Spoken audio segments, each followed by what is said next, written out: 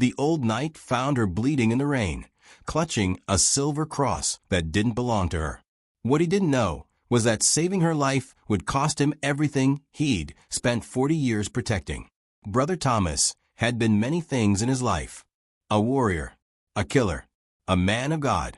But on that October night in 1307, as he trudged through the muddy back roads of northern France, he was simply the last of his order still free, the last Templar who hadn't been arrested, tortured, or burned at the stake by King Philip's men, the last keeper of a secret that kings and popes would murder to possess. He'd been traveling for 3 days without sleep, his white mantle hidden beneath a threadbare cloak, the sacred relic he'd sworn to protect sewn into the lining of his tunic. The arrests had come at dawn on Friday the 13th, simultaneous raids across France that swept up nearly every member of his brotherhood. Thomas had survived only because he'd been on the road, returning from a mission that no longer mattered. By the time he reached Paris, the temple was in flames, and his brothers were already screaming in the dungeons below the royal palace. The rain came down in sheets that night, turning the road into a river of mud. Thomas was heading for the coast, for a ship that might carry him to Scotland or perhaps Ireland, somewhere beyond Philip's reach. He was thinking about nothing but survival when he heard the sound, a whimper, soft and desperate, coming from the ditch beside the road. He almost kept walking. Every instinct told him that stopping meant danger, that anyone abroad on a night like this was either hunter or prey, and neither was his concern. But 40 years as a Templar had carved certain habits into his soul, and one of them was this: you don't walk past suffering when you have the power to ease it. She was young, perhaps 20, curled on her side in the mud with one arm pressed against her ribs. Blood seeped between her fingers, black in the darkness. Her clothes were torn, and her face was pale as death. In her other hand, she clutched a small silver cross on a chain, holding it like a drowning woman holds a rope. "Please," she whispered when she saw him. "Please, they're coming." Thomas knelt beside her, his hand moving to the knife at his belt. "Who's coming?" "The king's men. I stole from them. I didn't know what it was. I swear to God, I just needed to eat." She coughed, and blood flecked her lips. "They stabbed me. They said I'd hang at dawn if they caught me." Thomas examined the wound. It was deep, but not immediately fatal. A thrust that had glanced off a rib instead of sliding between them. She'd live if the bleeding stopped and the wound didn't fester. She'd hang if the king's men found her first. "What did you steal?" he asked. She held up the cross. In the darkness, it looked like any cheap pilgrim's token, the kind sold outside every church in Christendom. But Thomas had been a Templar long enough to recognize the real thing when he saw it. The craftsmanship was too fine, the silver too pure. And there on the back, nearly invisible in the dim light, was a symbol that made his blood run cold. The seal of his order. This cross belonged to a Templar. "Where did you get this?" "From a house in the village. They had already taken a man who lived there, dragged him away in chains. The door was open. I was hungry." Her eyes pleaded with him. "I didn't know it was important. I'll give it back. Just please don't let them catch me." Thomas made a decision that would haunt him for the rest of his life. He lifted her from the mud, feeling her weight settle against his shoulder, and carried her into the woods. Behind them, he could hear voices on the road, torches flickering in the rain. The king's men searching. He found an abandoned shepherd's hut a mile into the forest, its roof mostly intact. He laid her on the dirt floor and worked by touch, binding her wound with strips torn from his own shirt, forcing her to drink from his waterskin. She drifted in and out of consciousness, murmuring words he couldn't quite hear. Once she said a name, Marie. Once she said, "Forgive me." By dawn, the fever had set in. Thomas kept her alive with cold water and prayer, the only medicines he had. He should have left her. Every hour he stayed was an hour closer to his own capture. But something kept him there. Some stubborn sense that he had not survived the destruction of his order only to abandon a dying girl in the woods. On the third day, she woke with clear eyes.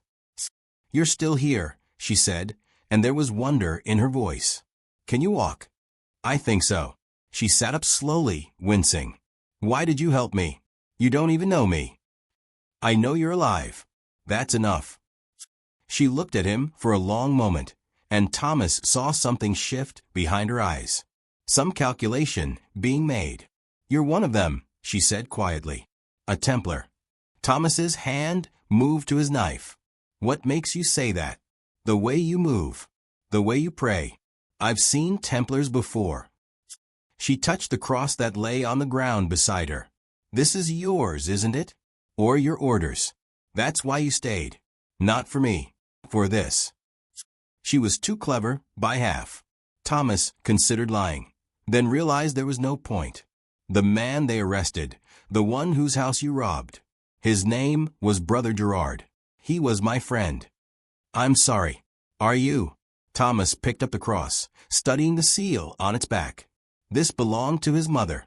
He carried it through 20 years of war. And you took it from his house while he was being dragged to the torture chamber. The girl's face hardened. I told you. I was hungry. When you're starving, you don't think about whose mother owned what.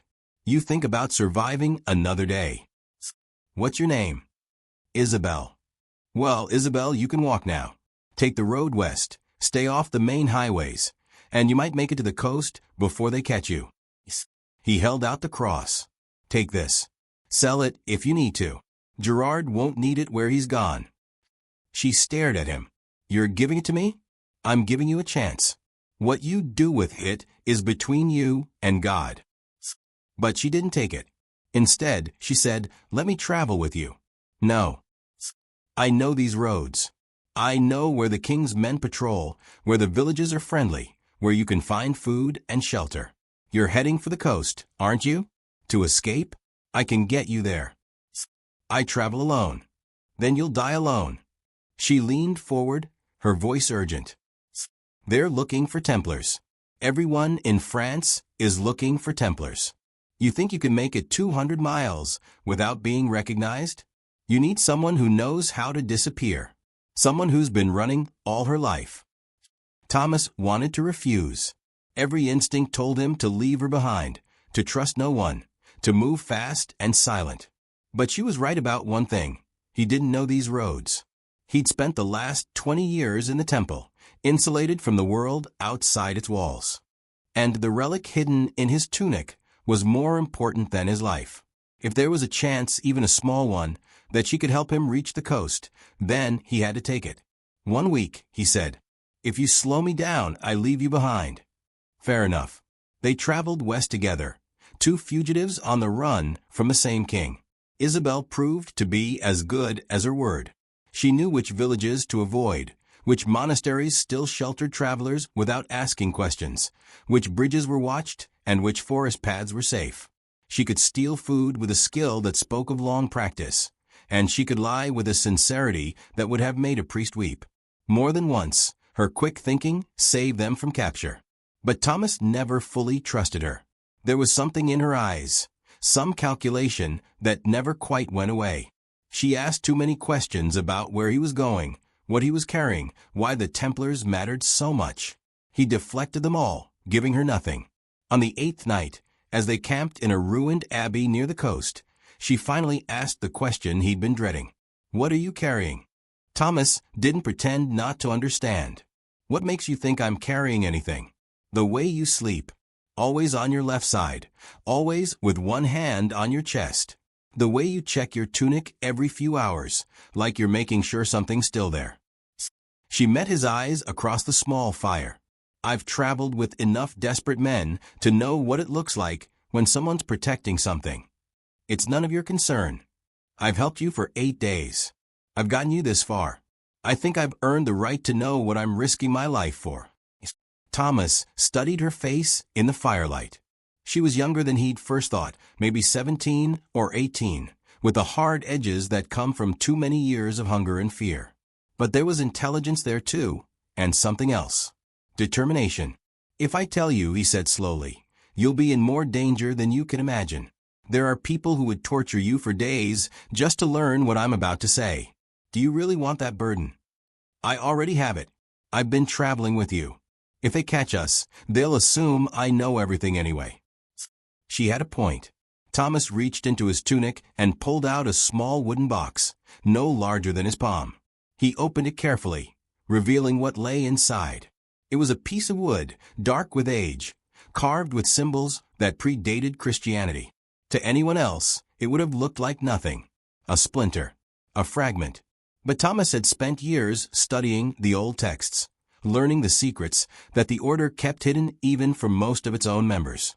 This, he said quietly, is a piece of the true cross, not the one they show in churches, the fake relics sold to pilgrims. This is real. It was recovered from Jerusalem during the First Crusade and has been in the order's keeping ever since. Men have died to protect it. Kingdoms have risen and fallen because of it. Isabel leaned forward, her eyes wide. And the king wants it. The king wants everything we have. The gold, the land, the political power. But this is different. This is the proof that our order was founded on something real, something sacred. If it's destroyed, if it's taken, then everything we stood for dies with it. So you're taking it out of France. I'm taking it somewhere it can be kept safe, where it can be studied, protected, honored. Thomas closed the box. There are still people in Scotland, in England, who remember what we were before Philip decided we were dangerous. They'll help me. Isabel was quiet for a long moment. When she spoke, her voice was different, harder. What if I told you there was another way? What do you mean? What if you didn't have to run? What if you could strike back? Thomas felt something cold settle in his stomach. Explain. She stood up, moving around the fire to stand before him. My name isn't Isabel. It's Marie. Marie de Valois. I'm Philip's niece. The world seemed to tilt. Thomas was on his feet in an instant, his knife in his hand. You lied. Yes. You're working for him. This whole time, you've been leading me into a trap. No. She held up her hands, showing she was unarmed. I'm not working for him. I hate him. He murdered my father 10 years ago when he tried to oppose the arrests of the Templars. He took everything from my family and called us traitors. I've been running ever since, living in ditches and stealing to survive. Then why the deception? Because I needed you to trust me. I needed to get close enough to tell you this. She took a step forward. There's a conspiracy within the royal court. People who are tired of Philip's tyranny, who want to see him brought down. But they need leverage. They need proof of his crimes, something so damning that even his allies will turn against him. Thomas saw where this was going. And you think the relic will give you that leverage? Not the relic itself, but what it represents. If we can prove that Philip arrested and murdered the Templars not for heresy, but to steal their sacred treasures, then we destroy his legitimacy. We show the world that he's nothing but a thief and a murderer. You want me to hand over the one thing I've sworn to protect. I want you to use it as a weapon. The Templars are gone, Thomas. Your order is destroyed. Holding on to that piece of wood won't bring them back. But exposing Philip's crimes might prevent him from destroying anyone else. Thomas stood frozen, the knife trembling in his hand. Everything in him screamed that this was a trap, that she was lying again, that he should kill her and run. But another part of him, the part that had spent 40 years believing in justice and righteousness, wondered if she might be telling the truth. Why should I believe you? Because I'm standing here unarmed, telling you who I really am. If I wanted you captured, I could have done it a dozen times over the past week. Every village we passed had guards who would have paid gold for a Templar. She met his eyes. I saved your life by not betraying you. Now I'm asking you to save mine by trusting me. Thomas thought of Brother Gerard, screaming in the dungeons. He thought of the hundreds of other Templars who had died on Philip's orders, their only crime being their loyalty to an ideal. He thought of 40 years spent serving God and the Church, only to be branded a heretic and hunted like an animal. If I do this, he said slowly, if I trust you and you betray me, I will find you. In this life or the next, I will find you. I know. He lowered the knife. What do you need me to do? The plan was insane. They would travel to Paris, to the very heart of Philip's power, and Marie would arrange a meeting with the conspirators. Thomas would testify about the relic, about the order's true purpose, about everything Philip had destroyed. The conspirators would use his testimony to turn the nobility against the king, to force his abdication or perhaps even his trial. It was suicide. Thomas knew it was suicide. But he also knew that he had nothing left to lose. They reached Paris on a cold November morning.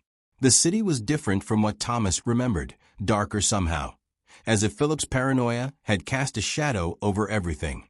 The temple stood empty, its gates chained shut, its courtyard silent. Looking at it, Thomas felt something break inside him. Marie led him through back streets and hidden passages, moving with the confidence of someone who knew every secret of the city. They came at last to a wealthy merchant's house near the river, and she knocked 3 times on a side door. The door opened. A man stood there, well-dressed, with the hard eyes of someone who'd seen too much. "Is it done?" he asked Marie. "It's done," she said. The man smiled. And Thomas knew, in that instant, that he'd been played. He reached for his knife, but there were already men behind him, too many to fight. They grabbed his arms, held him fast. The man from the doorway stepped forward and reached into Thomas's tunic, pulling out the wooden box. "Thank you, Brother Thomas," the man said. "The king will be most pleased." Thomas looked at Marie. She wouldn't meet his eyes. "Why?" he managed to say. She finally looked at him then, and there were tears on her face. "Because I'm not his niece. I'm his spy. I've been his spy for 5 years, infiltrating resistance movements, exposing plots, doing whatever it takes to survive." Her voice broke. "I'm sorry. I'm so sorry. But they have my sister. They'll kill her if I don't deliver you. You could have just taken the relic that first night. No. You would have fought. You would have died without telling us what it was, where it came from. Philip needed you alive, needed you to confirm what this thing is." She wiped her eyes. "I didn't want to hurt you. You're a good man. But my sister is all I have left in this world." Thomas stopped struggling. There was no point. He looked at Marie, at this broken girl who had betrayed him to save someone she loved, and he felt something unexpected. Not rage, not even hatred, just a deep, aching sadness. "Will he let her go?" Thomas asked. "Your sister. Will Philip keep his word?" Marie laughed bitterly. "No. He'll probably kill us both. He doesn't leave loose ends." The men were dragging Thomas away now, toward the wagon that would take him to the dungeons. But he called back to her one last time. "The cross. Gerard's cross. Did you ever sell it?" She pulled it from inside her dress, where it hung on a chain. "No. I kept it. I don't know why." "Keep it," Thomas said. "And when this is over, when you've done all you can to save your sister, give it to her. Tell her it belonged to a man who never stopped believing in something better." They threw him into the wagon. The last thing he saw before they closed the door was Marie, standing in the street, clutching the silver cross and crying. Thomas was tortured for 3 days. They wanted him to confess to heresy, to sodomy, to devil worship. He told them nothing. On the 4th day, they burned him at the stake in front of Notre Dame, along with 20 other Templars who had been arrested. He died as he had lived, believing in something larger than himself. Marie never saw her sister again. Philip had killed the girl months earlier. Marie lived for another 30 years, working as a seamstress in Lyon, the cross always around her neck. She never married. She never told anyone what she'd done. And every night before she slept, she prayed for forgiveness from a knight whose name she never forgot. The relic disappeared into Philip's treasury and was lost to history. Some say it was hidden away, others that it was destroyed. But there are those who believe it's still out there somewhere, waiting to be found by someone worthy of its secret. And maybe that's the real lesson. Not that betrayal is inevitable, or that trust is foolish, but that sometimes the things we sacrifice ourselves to protect outlive us in ways we never expect. Thomas died believing he'd failed, but his faith, his stubborn commitment to something good in a world gone dark, lived on in the heart of a woman who had betrayed him. And perhaps that was its own kind of immortality. The last Templar saved a thief. She wasn't who she claimed to be. But, in the end, neither was he. He wasn't just a keeper of relics or a warrior for God. He was a reminder that even in our darkest moments, even when betrayed and broken, we have a choice. We can become bitter, or we can remain human. Thomas chose the latter, and that choice echoed through centuries, a whisper of grace in an age of iron. Some gifts take a lifetime to understand. Some sacrifices bear fruit only after we're gone. And some truths are too terrible and too beautiful to speak aloud, so we carry them in silence until the end. This was one of those truths.